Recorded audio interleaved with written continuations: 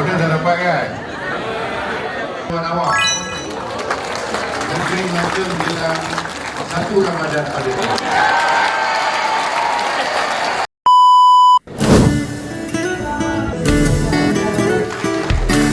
Rasa bersyukur dan happy lah atas pengumuman tersebut, sebab macam semua tahu macam 1 Ramadan ni biasa kita memang menantikan Ramadan ni, dan saya rasa cuti pada 1 Ramadan tu akan memberi kelebihan terutama kepada ahli keluarga lah untuk membuat persiapan. Kita sebelum ni tahu cuti 1 Ramadan tu dah dibatalkan.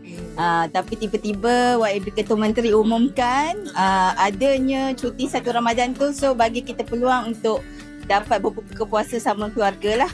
Memandangkan hari itu pun juga merupakan adanya cuti Chinese New Year kan.